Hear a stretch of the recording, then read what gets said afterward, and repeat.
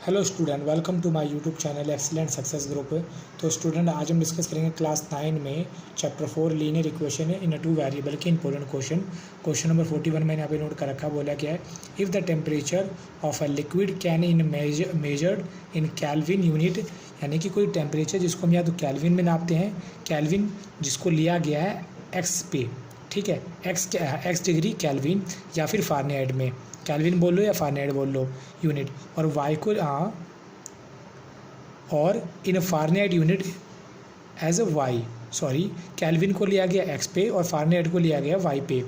Relation between the two system of a measure of the temperature in the given by the linear equation, जो कि दोनों में relation दिखाते कुछ इस तरीके से।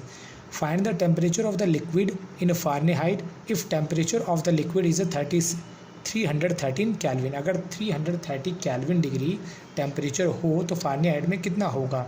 If the temperature is 158 Fahrenheit हो तो बताओ टेम्परेचर कैल्विन में कितना होगा। यहाँ पर जो कैल्विन लिया गया है टेम्परेचर, ठीक, वो लिया गया है एक्स के ऊपर, और जो फारेनहाइट टेम्परेचर है वो लिया गया है वाई पे, ठीक है। तो यानी कि समझना क्या हमें, के एक्स है और एफ कौन है, मेरा वाई है। तो इसका जो फर्स्ट पार्ट है वो ध्यान से समझना, फर्स्ट और सेकंड लगभग एक जैसे ही हैं। बोला गया अगर टेम्परेचर 313 डिग्री कैल्विन में हो, और कैल्विन को किस में लिया गया, एक्स पे, ठीक है, यानी एक्स की वैल्यू में दे रखे 313 डिग्री।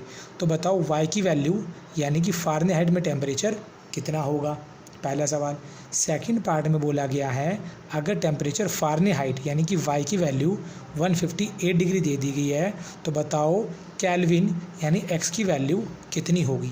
और इन दोनों में रिलेशन बनाने वाली इक्वेशन कौन सी है, ये वाली। तो दोनों में यही वाली इक्वेशन लिखी जाएगी, 9x माइनस 273 अपॉन 5 प्लस 32। हमें x यानी k की वैल्यू दे रखी है 313 डिग्री, तो मैंने x की जगह रख दिया 313 माइनस 273 अपॉन में 5 प्लस में 32। 313 में माइनस करेंगे 273 को, y is equal to minus करने पे आया 40 अपॉन 5 प्लस 32, डिवाइड दिया 5 8 जा 40, 9 8 जा 72 प्लस में 32, 72 और 32 दोनों को कर देंगे प्लस करने पे आ जाएगा 410, यानी कि मेरा ये आ जाएगा टेम्परेचर 104 फारेनहाइट। यही मुझे निकालना था। तो ये मेरा फर्स्ट पार्ट तो यहाँ पे कंप्लीट हुआ। अब सेकंड पार्ट की बात करते हैं। यहाँ पे मैं दे रखी वाई की वैल्यू, पहले तो रिलेशन लिखेंगे, y is equal to 9x minus 273 upon में 5 प्लस 32। हमें y की वैल्यू दे रखी है कितनी, 158, तो यहाँ रखा मैंने 158, ठीक। 9 को अंदर मल्टीप्लाई कर दिया, 9 को 273 के साथ मल्टीप्लाई कर दिया, ये आया 2457 अपॉन में 5 प्लस का 32 है, ट्रांसपोज हो गया आएगा, किसका हो जाएगा, माइनस का।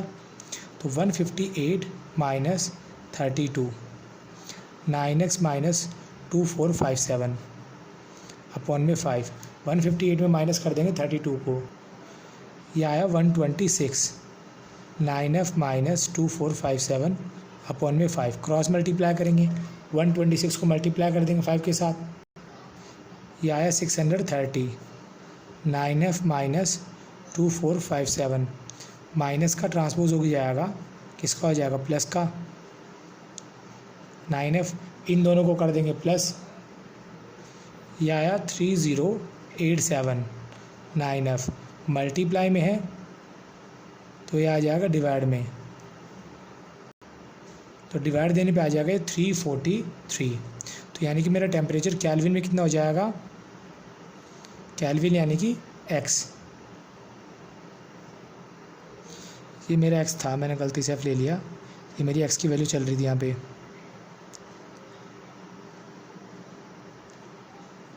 मेरी x की वैल्यू निकल के आ गई 343 कैल्विन। और इसी के साथ मेरा क्वेश्चन नंबर 41 यहाँ पे कंप्लीट होता है। तो अब हम डिस्कस करेंगे क्वेश्चन नंबर 42। तो क्वेश्चन नंबर 42 में देखो क्या बोला गया है, the force exerted to pull a cart is directly proportional to the acceleration produced in the body, यानी कि जो फोर्स है वो उसका रिलेशन है एक्सेलरेशन के साथ में प्रोपोर्शनल रिलेशन है, ठीक है। जिस हिसाब से बॉडी प्रोड्यूस करती है एक्सेलरेशन वो प्रोपोर्शनल रेशो के साथ रिलेशन बनाता है फोर्स के साथ। बोला कि express the statement as a linear equation, हमें एक स्टेटमेंट को लीनियर इक्वेशन में शो करना है of two variable, draw the graph of the same by the taking constant mass equal to 6 kilogram. जो कांस्टेंट मास दे रखा है वो दे रखा हमें 6 kilogram. Read from a graph the force required when acceleration produce. Force बताओ कितनी होगी जब एक्सेलरेशन, पहला पार्ट में दे रखा है 5 मीटर सेकंड स्क्वायर दे रखा है एंड दूसरे में दे रखा है 6 मीटर पर सेकंड स्क्वायर। तो यहाँ पर जो रिलेशन बताया गया है फोर्स और एक्सेलरेशन में, इन दोनों में एक प्रोपोर्शनल रिलेशन है, और वो कितना होगा वो मुझे मालूम नहीं है। तो जो फोर्स होती है वो इक्वल होती है m इंटू में a। m जो होता है वो मेरा यहाँ पे मास होता है कि यहाँ पे मास कितना होगा इसका, ठीक है। मैंने मान लिया कि m जो है वो मेरा कोई आर्बिट्री नंबर है, आर्बिट्री कांस्टेंट है, ठीक है। और यहाँ पर m की वैल्यू क्वेश्चन में हमें गिवन है कि 6 किलोग्राम है, तो इस वजह से यानी मास दे रखा हमें F इक्वल टू, यहाँ मैंने लिया 6a, ठीक है।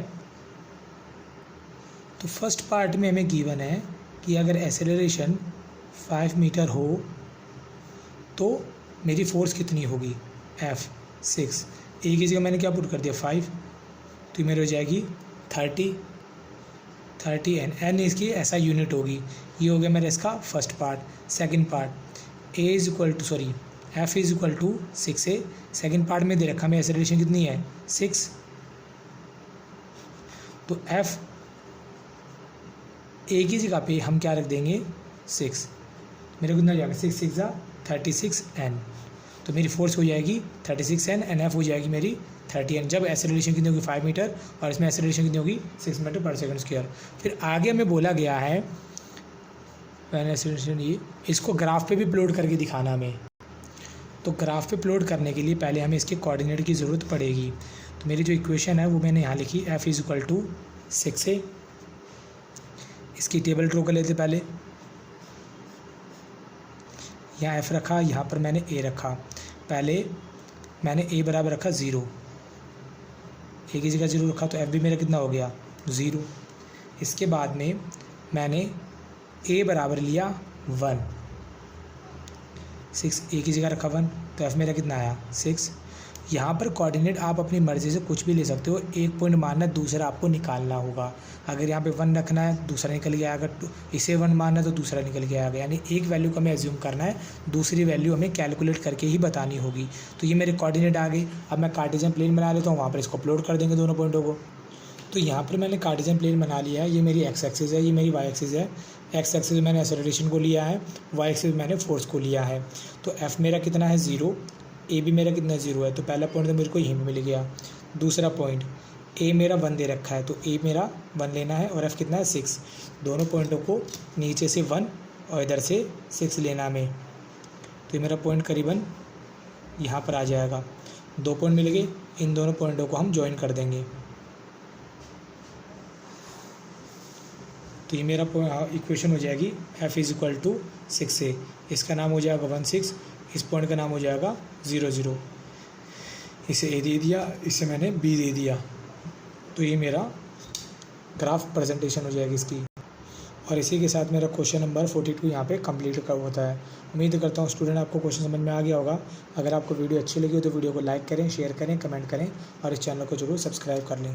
ठीक है, मिलते अगली वीडियो में। Okay, bye bye, thank you.